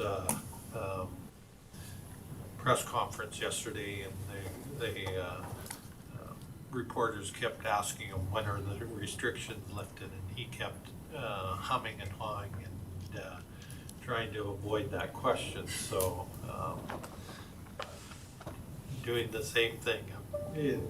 It all depends on the restrictions. Okay. I'm not sure that it depends more on the Premier or the truckers at the moment. That's friends that they move. That actually reminds me about one last thing. I had I'm not sure if you guys have had these conversations with residents, and I know that at a municipal level, we don't particularly have that much control over it, but there's a lot of chatter and discontent about the utility charge rates for electricity and gas in Woodlands County area, and I'm sure it's province-wide, and I understand that the Alberta government is the ones who work with those companies to set the rates. I'm just not sure if there's anything that we can do as council to help support that type of situation for our residents in the municipality. I'm not sure if you guys have gotten your power or gas bill recently, but it's astronomical. And I'm not sure if there's anything we could do at our level to continue to lobby the Alberta government to help with a situation like that, but it's of concern. I mean, not just for me, but for our residents as well. That was actually an interesting topic, if I can follow up on that, and I was going to bring it up during the reports. And again, you have to be careful what you wish for. So everybody says we need to get off coal and we need to get on to natural gas power generation. Well, okay, but now you're on a market-dependent resource. The reality is the export market is more lucrative than burning it in our own province for power. So we're competing against ourselves. When baseload power was generated by coal, the only people that burn coal were generating it for baseline power. So the price of coal stayed right there. Even with a carbon tax on it, it might have jumped, but it pretty much stayed there. Now we're into natural gas for a lot of power generation, and you're starting to see the market respond as the price of natural gas goes up. The further we go down this road, the more we're going to have to get used to that price volatility. And I honestly don't know what the government can do about it, because the market controls the price of natural gas at this point. And a lot of that generation capacity comes on the natural gas side now. So I know exactly what you're saying, and everybody's hurting right now. The price of gasoline is ridiculous, and the carbon taxes are piled on top of everything. So, Councillor Dean? I think the one thing, I'm not necessarily if controls the proper word with respect to the utility charges, but there's a consumption charge and a gigajoule charge, et cetera, and then there's all of those fees. And personally, I don't have a good understanding of how those fees are derived and whether there's an opportunity for the government to put some kind of control into those fees. So, to that end, I've actually thought about on our end, because I know a lot of people, when you get your tax assessment, for example, you go through the different lines on your tax assessment, and when we did the 3% rebate for early payment, 3% tax incentive, people were upset that it wasn't 3% on the entire tax, it was just on the municipal tax side. So a lot of people don't understand how the tax notice is sent out, what everything means. And I was going to suggest that we start doing some short videos on here's what your tax assessment looked like. This one's the education tax. This is set by the province. This one is, the Lac St. Anne Foundation. This is how all these different boxes are generated. That might be really good when you say you don't know, because I don't either. I don't understand these fees, and maybe we could ask for an information session on exactly what those fees are, where they come from, and if we can figure out who to talk to about them. So that might be a good conversation to have. Okay, Councillor Prestige. Through the chair to Councillor Wellham, something we did at our place was, I kind of foresaw the increase in our electricity, so I locked in, we're with EPCOR, and I locked in, they have another side company called NCOR. And when we locked in, we were at 6.8 cents per kilowatt hour. Right now, I think it's up to 16. So if you lock in and you do equalization, you have an average of the whole year. I think our utility bill is under $200 a month for electricity throughout the whole year. So it's not like you're getting through December and January getting $600 power bills. It's another way to look at it, but I think if you lock in with NCOR right now, it's 7.9 cents per kilowatt hour. Councillor Wilhelm? I think our only gas provider in this area is TRL, right? So I don't know if we can lock in on that kind of stuff. Yeah, but the electricity you can. Right. They'll show you if you're available or not in that area. Okay, any questions to Councillor Wilhelm? All right, thanks, Councillor Wilhelm. Councillor Kuchen. Okay, since last meeting, we did have a meeting with the MPC, and I found it really interesting because of the decision process that we had to go through to grant a development permit, and it enlightened me a little bit on the ability that the MPC has, and also the fact that both Joan and Mr. McKay do a good job of providing that information.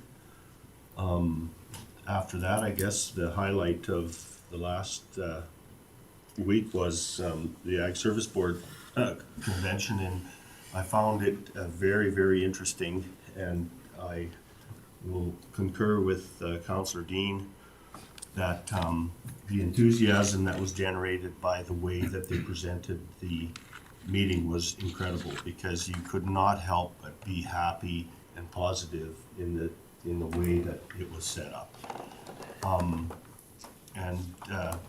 What I found very interesting was that because of that, you were able to interact a lot more with some of the different municipalities, because we did go around and network with a lot of people that we didn't know and just had some common stuff with. The other thing that was very apparent to me was that as Ag Service Boards, we haven't been really good presenting some of the information that I'm really proud that Woodlands County was involved in at that level. And there was an article that was written in the Alberta Beef Producers that I took that information to the meeting, and it was about rethinking the packing industry, which is very agricultural based. And what I found so interesting was that Ryan Copperthorne, within that article that he wrote in there, basically plagiarized a study that Woodlands County did in, I believe, in 2003 to 2004. It was done, which was remarkably close to identifying the very same issues that were going to become issues that are issues now. So Woodlands County has had some very forward-thinking people within its ranks.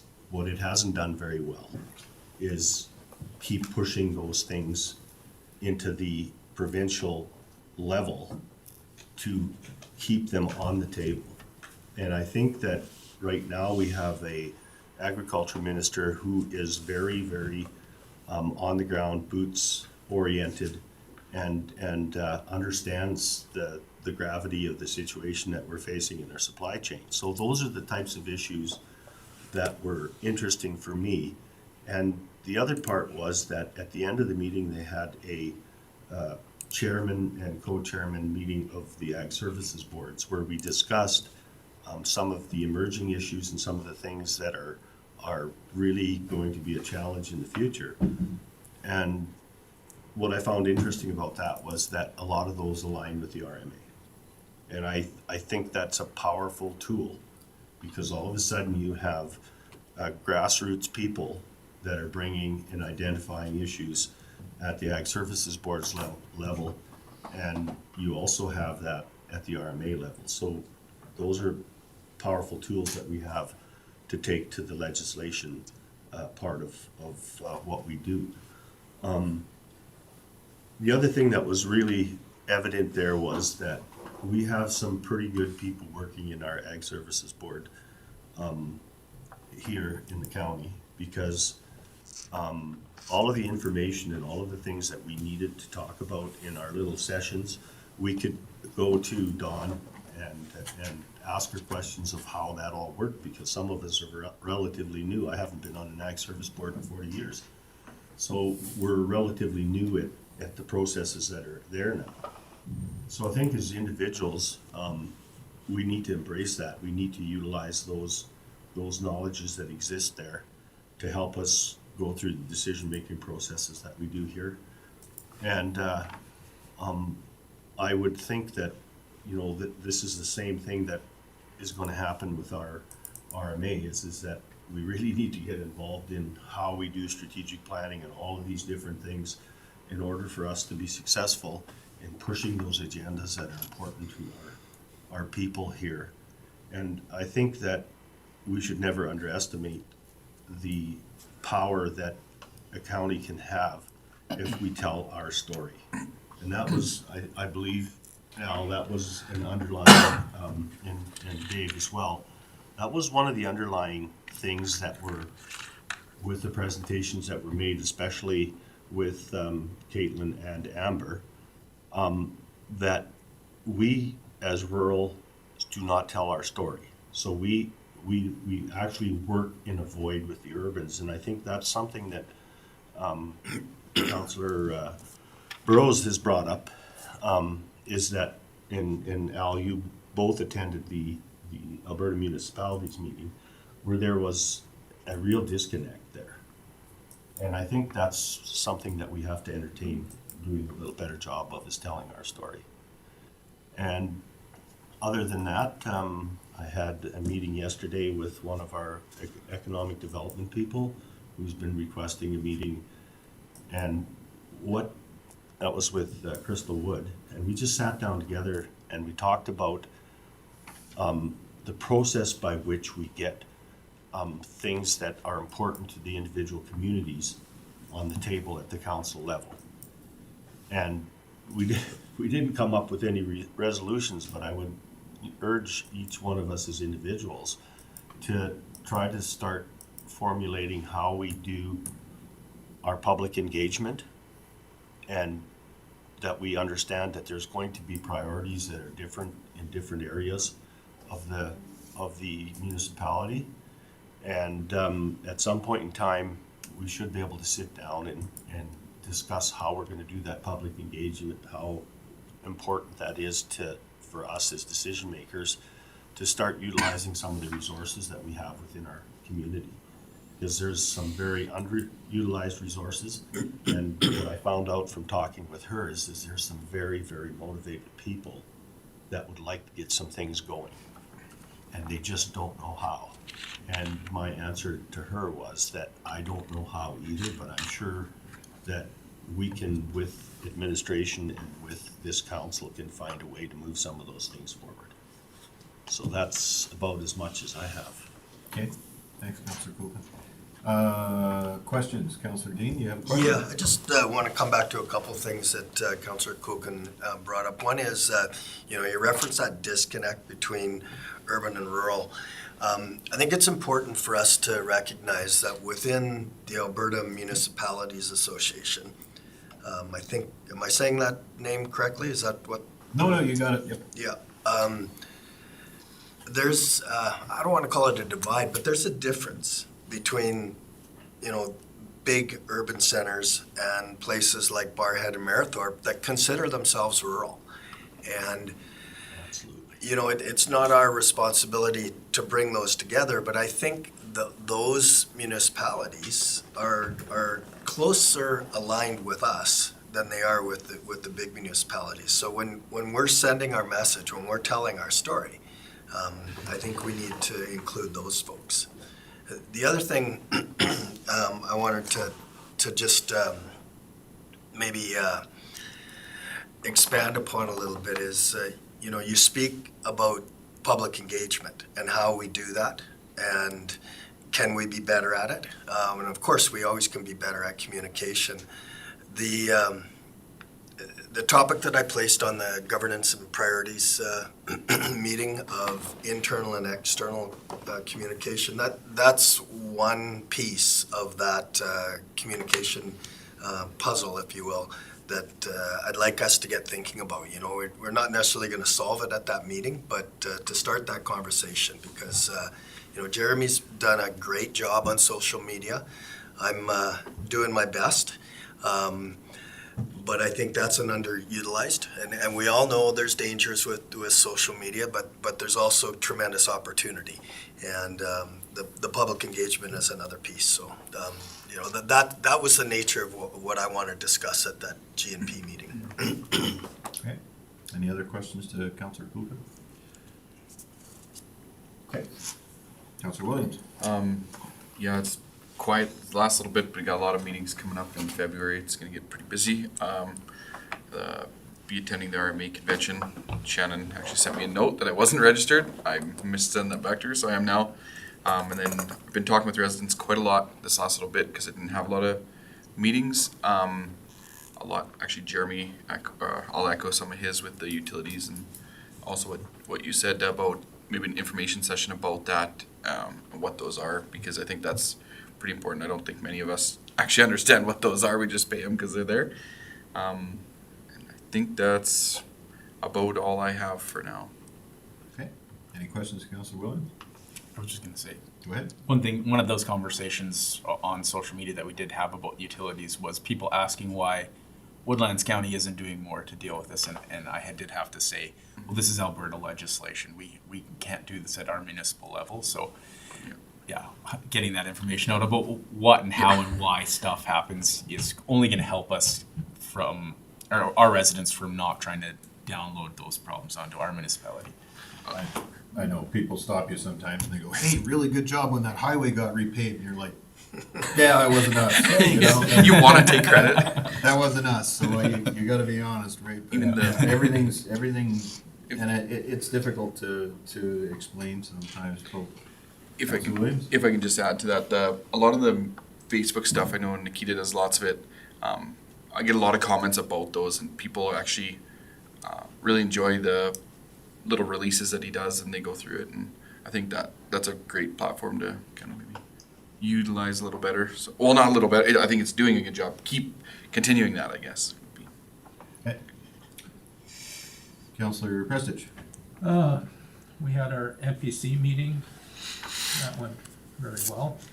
And I attended the Zone 3. I had to leave at noon on that day for our Protective Services Committee meeting, which is between the town of Whitecourt, the RCMP, and Woodlands County. It's a very good committee. The RCMP kind of give a report on what they've been up to, and something that's coming up is they're doing a program with trying to get residents that have video cameras on their property, with that being registered with the RCMP, that if there's a crime in the area, they can approach that resident to use their camera.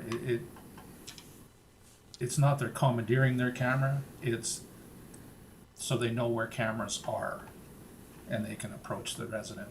So they will be coming to council here to do a presentation on that in the near future. And that's about it for me. Okay. Any questions, Councillor Prestige? Councillor Kush. I'll start again. We had took part in an NPC meeting. Like Councillor Kukin said, the administration and the way that they presented the information about everything out there was very, very informative. It seemed like they had basically all their I's dotted and T's crossed, and it was quick, but it was actually a good meeting. Sat in the Pembina Zone 3 meeting where one thing really stood out was when they were talking about the inflation and the bank trying to work with that and the interest rates and stuff, and kind of the effect it could have on basically everything. And it was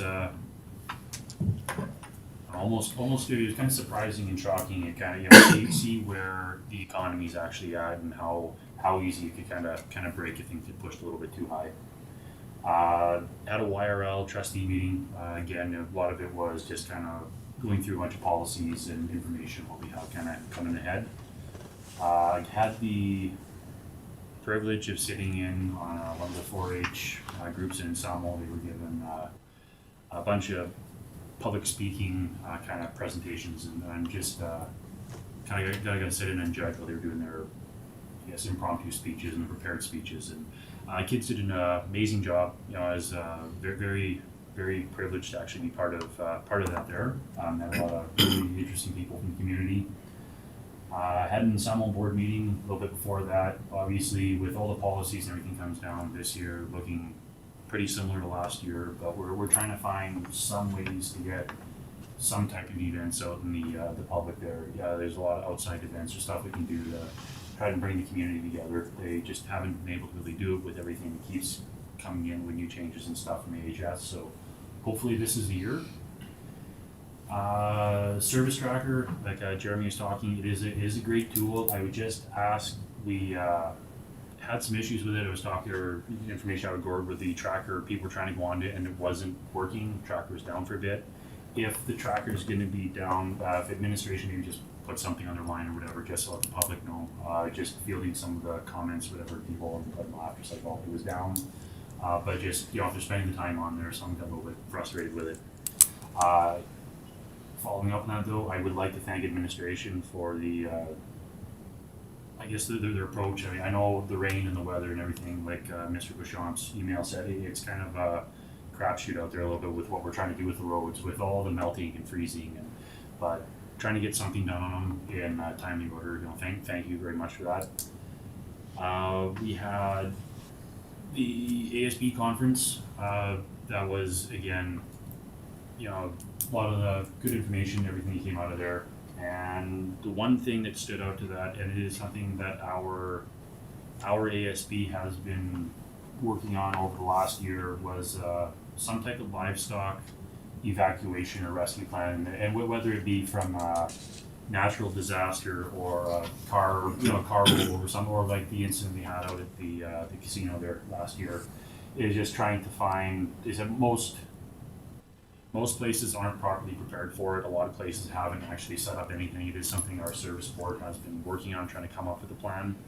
Had a good conversation with Laxton and County. It's also something we've been trying to figure out, and, you know, maybe in the future we can kind of work jointly with them, and something that kind of helps everybody in the whole. But again, they said the big disconnect when we're talking about rural and urban is a lot of the response when it comes from the urban side with the fire crews and police is a lot of them don't know how to actually support and handle this. They said there are a lot of courses and training available for them, but it's trying to get the more of the urban centers to respond to these calls to actually want to take the car, take the training and stuff to be part of it. So it might be something we can approach our other municipal counterparts here and see if there's something that something where their members maybe have some type of interest in looking at the training or whatnot. So if we have these, they kind of know a little bit more how to respond than waiting for locals to come out.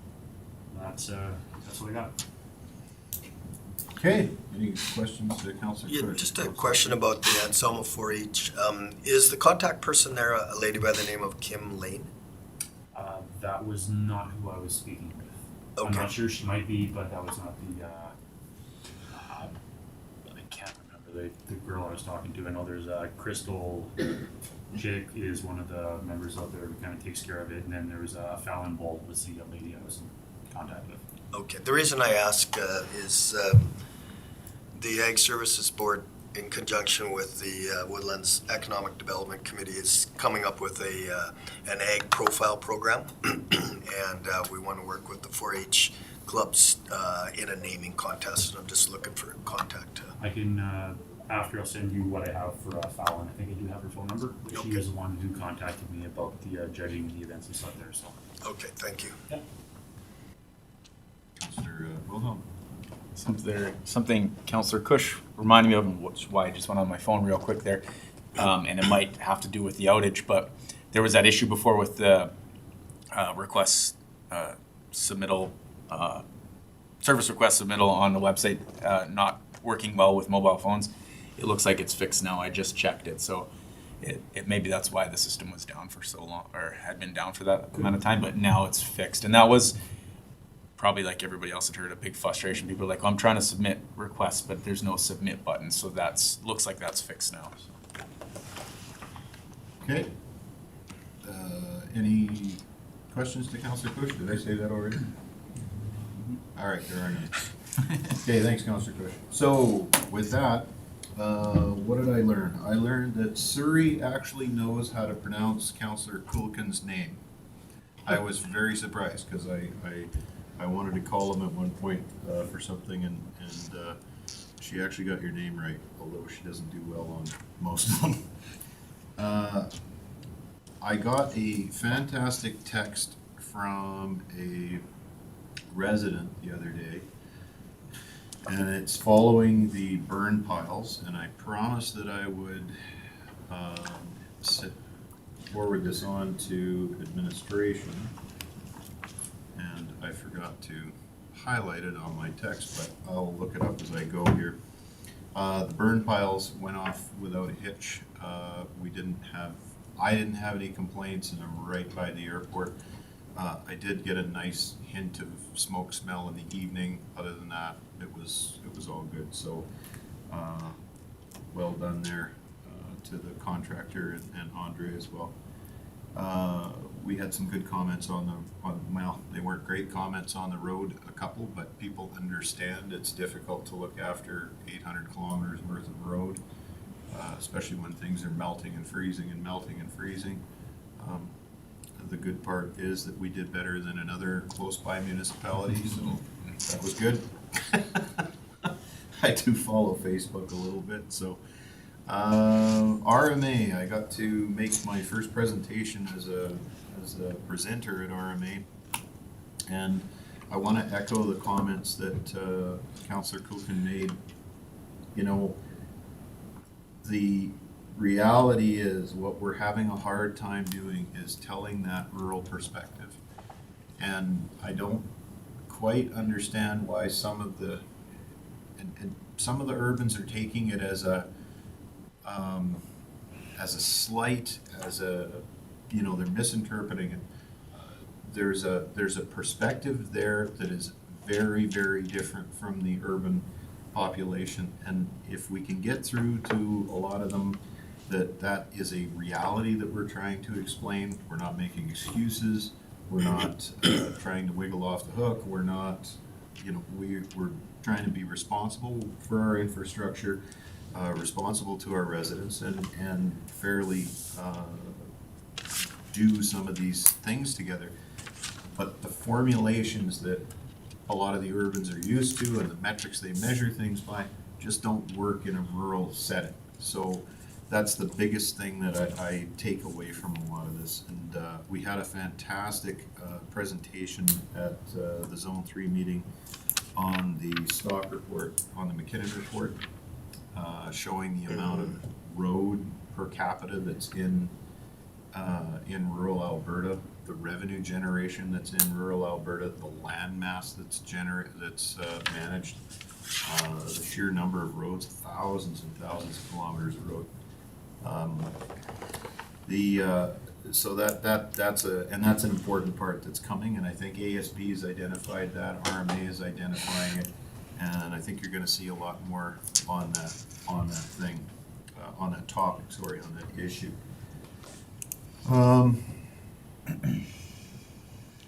That's the biggest thing. I did not get a chance to attend the ASB, although next year I'm going to make sure I certainly do go to it. Again, I've been having lots of conversations with people, and yes, the energy rates are a problem.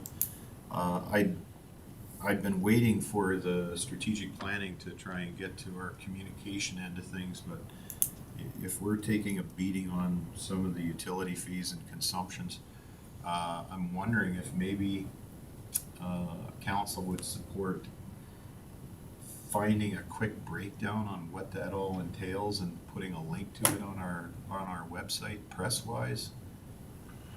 Is that you're thinking, but I can't hear you because your face is covered. No, I was still thinking, Your Worship. Your Worship, members of council, and the only reason there is a actual website that actually breaks down your electrical power bill and the options that you have available to go to other providers. And it's a non-profit organization that looks at that website. And I'm sure we can put that link to that. Do you want a motion to put a link to that on No. our county website, or? We can do it. It's just a matter of information. Councilor Dean? Could I ask that be shared on the county Facebook page? Yeah, It's- like all our. It's just easier to share, Yep. for sure. That's And good. I did have another question, Mayor Burrows, with respect to the breakdown of that McKinnon report. For those of us that were able to log in and attend that meeting, what I found really interesting was the McKinnon report told a story that per capita, Alberta's funding per capita to rural municipalities was leading the country, and the overtone was that maybe that funding formula needed to change because we were funded perhaps more than we needed to be. I was very impressed by the fact that the RMA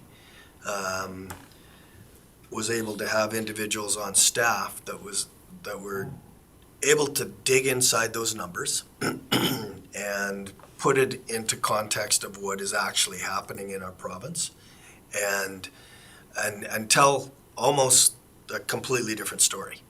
And so I really have to give props to the RMA for being proactive with that, and trying to get ahead of that potential information that might get out to the public that, hey, you know what, the funding isn't fair and equitable here, because on the surface, that might be one conclusion you could draw, but when you listen to those reports and how detailed they were, it told an entirely different picture. Yep, I absolutely agree. And I actually wrote to the RMA to see if that particular presentation could be made available from the RMA in video format, so I'm waiting for a response back on that particular thing. Sure, and during that meeting, I had asked via the chat line if there was, a one-pager that we could share with our residents, and so one of the admin people within the RMA did send me a link to that, and I think, I apologize for not bringing that up, but that, I'll try to make a point of sending that link out so you guys can have a look at it before our GMP, and we might just want to look at how we could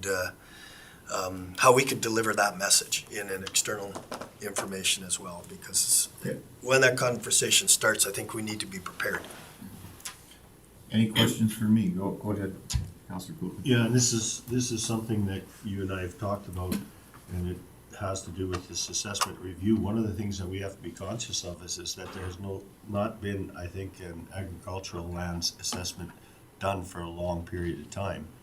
And as we get into this place where we're starting to get restricted budgets and stuff like that, we should be cognizant of that fact, because it's completely, it's a huge part of when the urbans are looking at this and saying, well, how come this amount of property is worth this kind of money and it's only assessed at this? And I think we're gonna see those challenges, and unfortunately, I got kicked out of that RMA 2 or 3 times, that zone meeting, and so I didn't get the entire gist of if there was anything said about that. So just as an overview, I'm suspicious that may be something else that'll come on the table in the future. So, Well, I've had conversations with some rural communities that are losing farmland to solar arrays, losing farmland to other types of thing, and this is kind of as an airport guy, I know that the amount of revenue you can generate off of land for an airport, not very much, but it's a rather important service for a community to have, and it's kind of similar to the farmland. It's land is more valuable as anything other than farmland and airports and things like that, because it's such a large use of land. So, and again, that's something that needs to be on our in our planning session, is how do we look after the good agricultural land and make sure that we have a plan for protecting that going forward. So, are there any questions for me? Councillor Wilhelm? Sorry, I know I'm talking a lot today. Okay. I just had a clarification, and it can be, I guess, to administration or to Mayor Burrows. I had marked down the governance priority meeting to start at 5 p.m. and I thought that's what we had agreed on, but I see it's marked at 5:30. So are we coming at 5 or 5:30? I just need to know. 5 for supper. 5:30. 5 for supper. Meeting starts 5:30. Yep. Okay, that's all I needed to know. Say that again? 5 for supper. 5 for supper. And then 5:30 for the meeting. Oh, okay. Okay, good thing I asked. Unless you can eat really fast. You would have missed supper, Joe. I'm on a diet anyways. I don't get to have any fun anymore. We can tell. You're slimming up? Oh, I thought you meant he's grumpy. I thought that was a slight the other way there, actually. Okay, any other questions for me? Okay, if there's none, then I am going to ask for a motion to accept council reports for information. Councillor Coolton? I'll make a motion that council accept the council reports and questions as information. Okay, motion on the floor from Councillor Coolton. Any discussion? All in favor? Any opposed? Carried. With that, how about a 10-minute break? Well, So- your worship, members of council, if you let me go through my thing, and then you'll go into closed session, and then recommending that you go off stream, right? And then we wrap it up? Yeah, okay, go ahead. Okay. Your worship, members of council, referring to your electrical rate, I believe it's called energyrates.ca, and we'll do a link to that. So if council wants to review that, it's Alberta, BC, Manitoba, Ontario, Saskatchewan, but Alberta, and then you go into either electrical or natural gas, and you can do the comparison, and there's lots of information on that. The interesting, the governance and priority, just understanding, because it's new to this organization, just getting the process to what information is provided. So as we go through that tomorrow, we'll get better at providing the necessary information or what council wants to see in regards to that. Presently have 6 staff out sick, and we're being able to continue to manage and deliver the service levels without disruption. On Monday, signed the affidavit for the defense for the lawsuit with the town of Whitecourt, and I will provide further details in the closed session in regards to the conversation I had with our lawyer on that. Interesting, we got a notice of intent to serve, which is different than an actual being served of a lawsuit. In regards to a collapsed roof at the airport on a private building, indicating that we were responsible for it. So we inadvertently provided the information back to the individuals saying that we're not responsible for building permits. So typically when an insurance company is inquiring, we let them do it through the normal process of FOIP to get the information. We received a draft agreement from the town of Mayerthorpe. We're in the process of reviewing that, and it should be on your February 16th council meeting for consideration. The numbers have gone up slightly since, quick background, prior to the pandemic and prior to the arbitration with the town of Whitecourt, council passed a motion that you wouldn't enter into agreement with the town of Mayerthorpe until they resolved their issue with Lac St. Anne and you came to a conclusion with the town of Whitecourt. So those are coming to conclusion, and so therefore the draft agreement will be in front of council for consideration. The numbers are different than 2 years ago. It was estimated at $43,000. They're proposing, I think it's just over 55,000. So again, we'll have all the information for council for consideration. As you're aware, you should receive sometime tomorrow a decision from the arbitrator. It was due February 1st, and due to some internal circumstances at the arbitrator's office, she was unable to get it out and asked for a 2-day extension. The arts and culture presentation will come to council depending if they provide us with the information necessary to have it prior to council meeting, which is next Tuesday at noon for that. And my understanding is they're presenting tonight or last night to the town.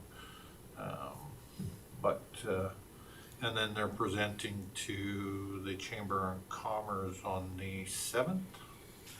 I believe that is the date as well, so. And, yeah, the other items are in closed session.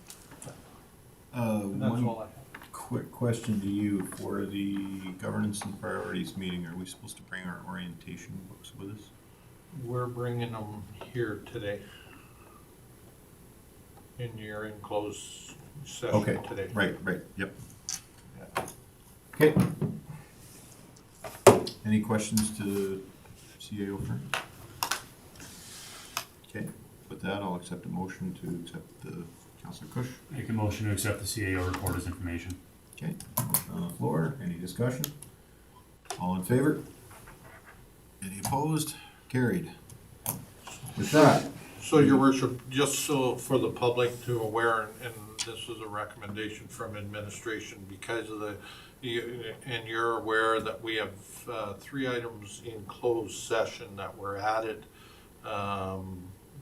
The Northern elected officials letter as was one item. The other item was, community futures, CFY, yes. Yeah.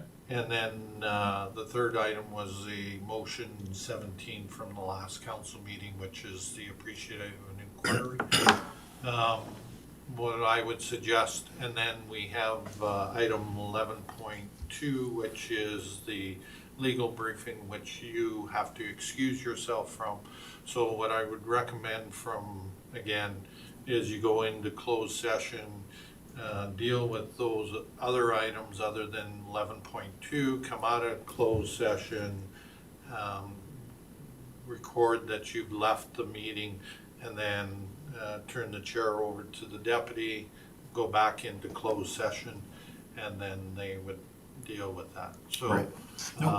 the public may, or you may want to continue to stream or just indicate to the audience that